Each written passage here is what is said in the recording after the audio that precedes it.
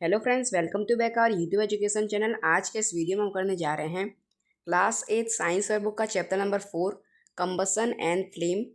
ठीक है, ये आपका पार्ट 2 है जिसमें हम ये पूरा चैप्टर कंप्लीट कर लेंगे। 9 नंबर से कंटिन्यू करना है। State the type of combustion. हमें कंबसन के टाइप लिखने हैं। There are 3 types of combustion. Combustion 3 type के होते हैं। सबसे पहला आता है रैपिड कंबसन, ठीक है, जिसमें हीट और लाइट प्रोड्यूस होता है। दूसरा है स्पॉन्टेनियस कंबसन, जिसमें जो मटेरियल होता है वो सडनली क्या होता है, फट जाता है, ब्रस्ट कर देता है। और लास्ट है एक्सप्लोजन, जिसमें क्या होता है, हीट भी होती है, लाइट भी होती है और साउंड भी होता है, तीनों होता है। ठीक है, ये क्या प्रोड्यूस करता है, हीट, लाइट और साउंड। 10 नंबर आता है what is global warming, state its effect. अब ग्लोबल वार्मिंग होता क्या है और उसके इफेक्ट हमें लिखने हैं। The rise in the temperature of the atmosphere of the earth is called global warming. अब देखो, जो अर्थ का टेम्परेचर है अगर वो बढ़ेगा तो फिर जो ग्लोबल वार्मिंग है वो बढ़ेगा। ठीक है, यही होता है हमारा ग्लोबल वार्मिंग। क्या कि जो अर्थ का टेम्परेचर बढ़ता है इसी को हम कहते हैं global warming. CO2 is produced by combustion of fuel. अब जो कार्बन डाइऑक्साइड है वो फ्यूल के कंबसन से यानी फ्यूल के जलने से निकलता है। ठीक है, in increased concentration of carbon dioxide, जिससे क्या होता है, जो एयर होता है उसमें कार्बन डाइऑक्साइड ज़्यादा हो जाता है, जिससे जो ग्लोबल वार्मिंग है वो बढ़ता है। बिकॉज ऑफ ग्लोबल वार्मिंग की वजह से जो पोलार होते हैं वो मेल्ट होने लगते हैं, पिघलने लगते हैं, और जो ग्लेशियर्स होते हैं वो पिघलने लगते हैं। The lead to rise in the sea level, और जो सी लेवल होता है वो ऊपर आने लगता है, जिससे कि क्या आ जाएगा, फ्लड, बाढ़ आ जाएगा कोस्टल एरियाज में। 11 नंबर है कि हमें कैलोरीफिक वैल्यू लिखनी है फ्यूल्स के। ठीक है, तो दंग के की कैलोरीफिक वैल्यू है 6000 टू 8000। ठीक है, कैलोरीफिक वैल्यू जो होती है वो किलो जूलस या किलोग्राम में नापी जाती है। ठीक है, नेक्स्ट है आपका वुड, जिसमें 17,000 टू 22,000, कोल में 25,000 टू 33,000, पेट्रोल में 45,000, कैरोसिन में 45,000, मीथेन में 50,000, CNG में 50,000, LPG में 55,000, बायोगैस में 35,000 से 40,000, हाइड्रोजन में 1,50,000। ठीक है, नेक्स्ट आता है question number 8, explain giving scientific reason. यानी कि हमें ये जो क्वेश्चन है इनका आंसर हमें एक्सप्लेन करना है साइंटिफिक रीजन देते हुए। तो सबसे पहला क्वेश्चन आता है हमारे सामने, water is not use to control fires involving electrical equipment. जो वाटर होता है उसका यूज नहीं होता है फायर को कंट्रोल करने में अगर जो फायर हो वो इलेक्ट्रिकल इक्विपमेंट में लगा हो। ठीक है, तो ऐसा क्यों? देखो, वाटर जो होता है वो गुड कंडक्टर होता है इलेक्ट्रिसिटी का। ठीक है, वो क्या करता है, जहाँ भी इलेक्ट्रिसिटी होगी अगर आप उधर पानी डालोगे तो जो इलेक्ट्रिसिटी होगी वो और ज़्यादा बढ़ जाएगी। It conducts electricity and may cause electric shock. वो क्या करेगा, वो इलेक्ट्रिसिटी क्या होगा, जो वाटर है उसके अंदर इलेक्ट्रिसिटी जाएगी और उससे पास होके वो जो पर्सन है जो पानी फेंक रहा है उसको इलेक्ट्रिक करंट लग सकता है। वो एक्सटिंग्विश फायर, जो कि फायर को बुझा रहा है। सो जो वाटर है वो फायर को कंट्रोल करने के लिए इन्वॉल्व नहीं किया जाता है अगर जो फायर है वो इलेक्ट्रिकल इक्विपमेंट में यूज हो तो। नेक्स्ट आता है second number, LPG is better domestic fuel than wood. अब देखो, जो LPG है वो डोमेस्टिक यानी घर के खाना बनाने के लिए, घर में अगर हम खाना बनाते हैं तो उसमें LPG ज़्यादा अच्छा क्यों है लकड़ी के करते। ठीक है, अब देखो, जो कैलोरीफिक वैल्यू है वुड की वो ज़्यादा है। ठीक है, और जो LPG है वो ना ही तो स्मोक प्रोड्यूस करता है और ना ही जलने के बाद कुछ रेसिड्यू कुछ भी छोड़ता है लास्ट में। ठीक है, वाइल जो वुड है वो क्या करता है, स्मोक प्रोड्यूस करता है और जलने के बाद ऐसे राख छोड़ देता है। There is no control on the combustion of wood. और जो वुड होता है उसका कम्बसन में कोई भी कंट्रोल नहीं होता कि वो कब तक जलेगा। ठीक है, लेकिन जो क्या हमारा LPG है वो उसके कम्बसन में कंट्रोल होता है, हम उसको ऑन कर सकते हैं, ऑफ कर सकते हैं। सो जो LPG है वो डोमेस्टिक फ्यूल के लिए वुड से ज़्यादा अच्छा है। नेक्स्ट आता है when a paper cup filled with water. जब जो पेपर कप है उसको वाटर डाल के क्या किया जा रहा है, हीट किया जा रहा है कैंडल फ्लेम से, तो जो पेपर कप है वो जल क्यों नहीं रहा। ठीक है, तो जब पेपर कप को क्या किया जा रहा है, कैंडल फ्लेम पे रखा जा रहा है पानी भर के, तो वो जल नहीं रहा क्योंकि जो हीट कर रहा है कौन एब्जॉर्ब कर रहा है, कप। और कप से फिर वो ट्रांसफ़र हो जा रहा है वाटर में, और इसकी वजह से जो उसके अंदर पानी भरा हुआ है, इसके लिए जो कप है वो गर्म नहीं हो पा रहा है। और जब तक ये उसके इग्निशन पॉइंट तक, इग्निशन टेम्परेचर तक नहीं पहुंचेगा, तब तक ये जलेगा नहीं। और आपको पता ही होगा इग्निशन टेम्परेचर तक पहुंचना ज़रूरी है अगर कोई भी चीज़ जले तो। ठीक है, किसी भी चीज़ को जलने के लिए उसको उसके इग्निशन टेम्परेचर तक पहुंचना पड़ेगा, जो कि वाटर पहुंचने नहीं दे रहा है। नेक्स्ट आता है 4 number, water should not be use to extinguish fire caused by petrol. अब वाटर का यूज नहीं होता है फायर को भगाने के लिए, जो कि पेट्रोल की वजह से आग लगती है।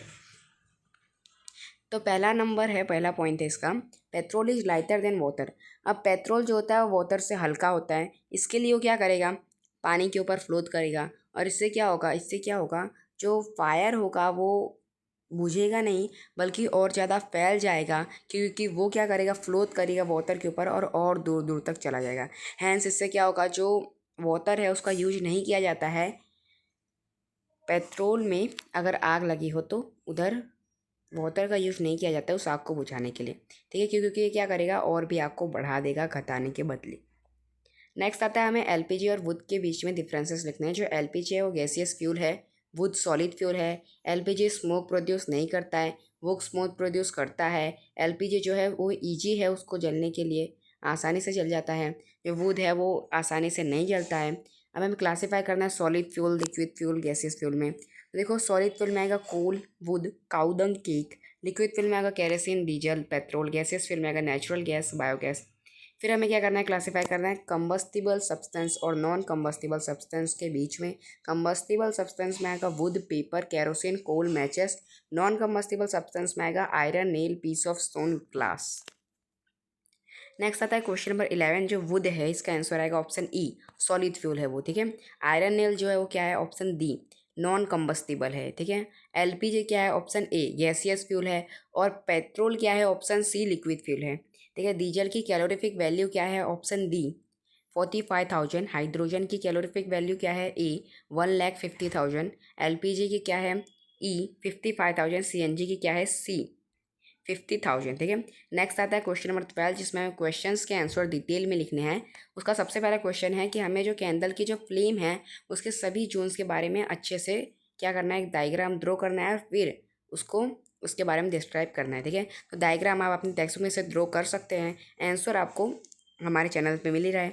ठीक है, तो इसका मतलब है there are 3 zones in a candle flame.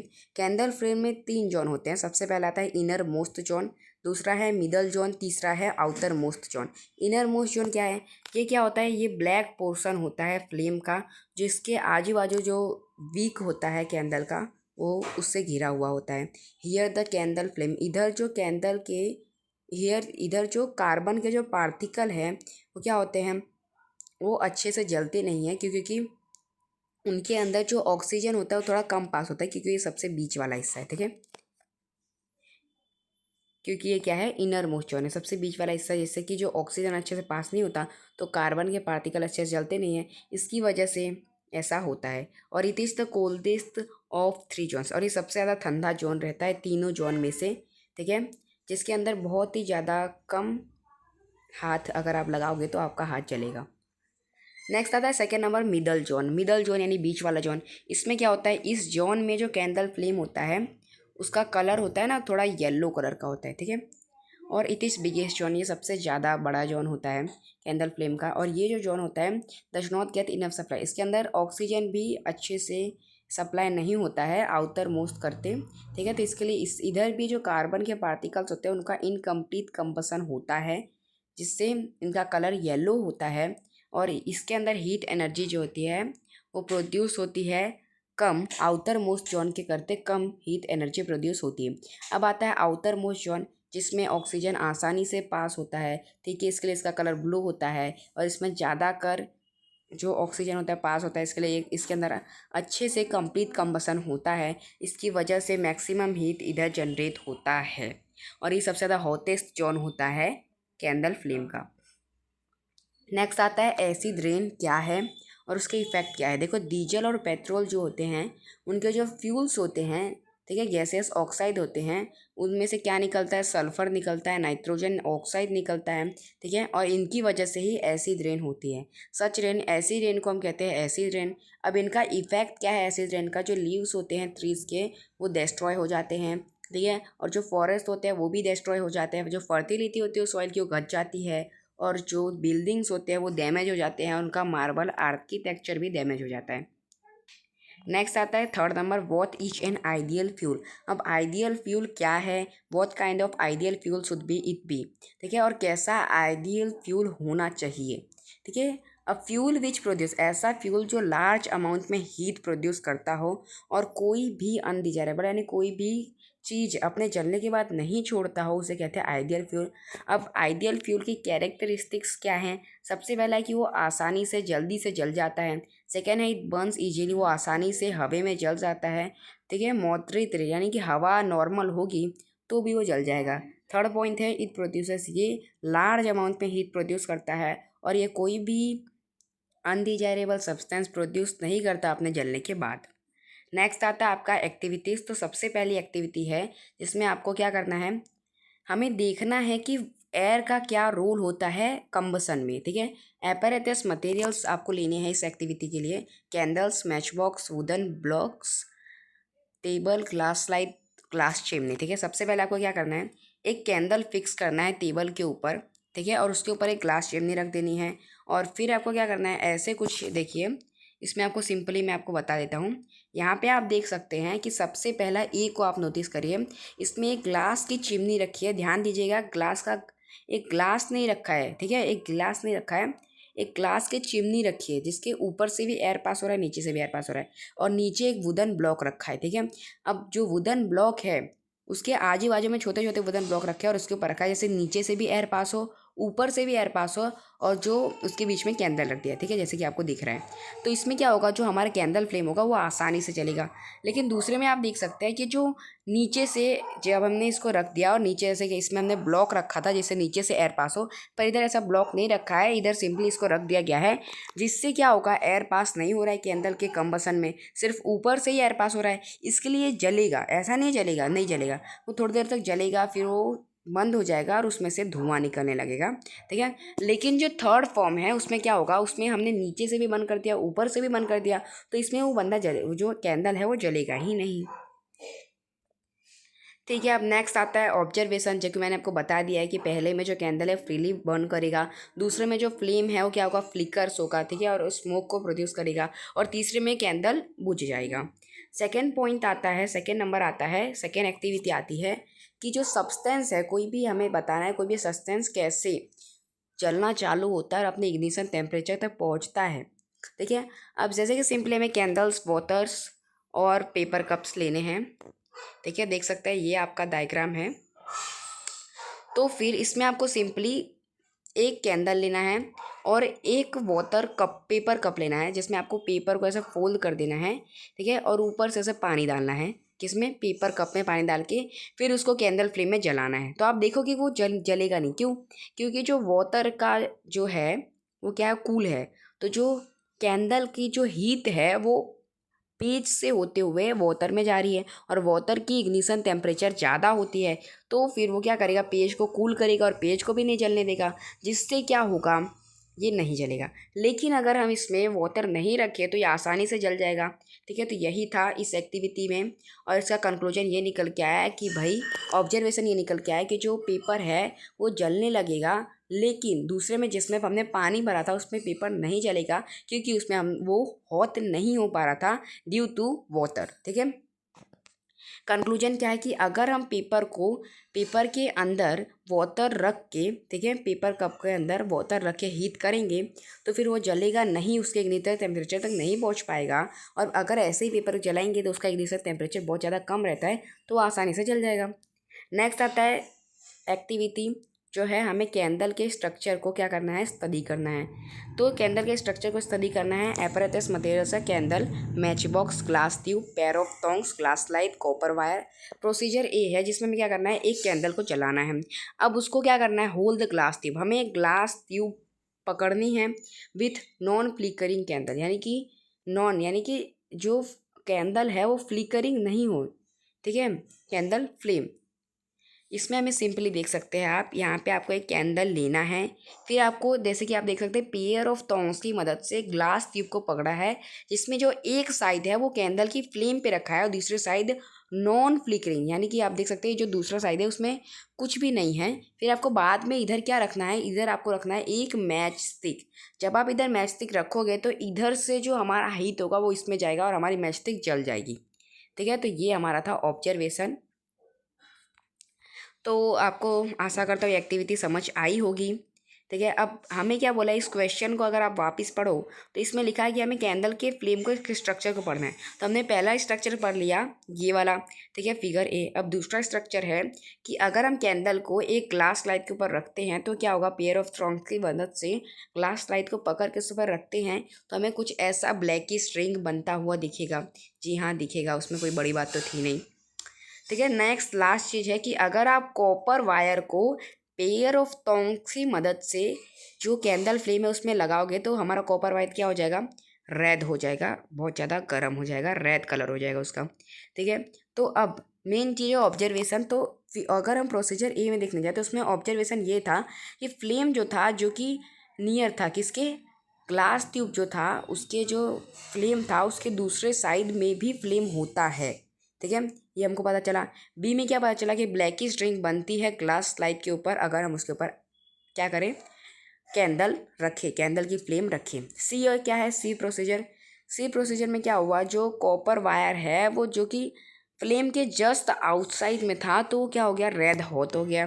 Conclusion ये है कि जो मोल्टन है वो वेपराइज हो जाता है, जिसमें अगर हम उसमें क्या देंगे, फ्लेम देंगे नियर विच, जिससे क्या होगा वो वेपराइज हो जाएगा और जो फ्लेम है वो दूसरे एंड पे जाएगा और ग्लास ट्यूब जो है उसके दूसरे एंड पे जाएगा और दूसरे एंड पे हम जो भी रखेंगे, जैसे मैचस्टिक रखा तो जल गया, ऐसा होगा। ठीक है, बी बी प्रोसीजर में क्या हुआ, देखो अनबर्न जो कार्बन पार्टिकल जो कि नहीं क्या हुए, नहीं बर्न हुए, वो ग्लास स्लाइड के ऊपर क्या हुए, चिपक गए। ठीक है, जो कि हमें दिखने लगे ल्यूमिनियस जोन में दिखने लगे फ्लेम के ऊपर, जो कि आपको ब्लैक स्ट्रिंग दिख रहा था वो।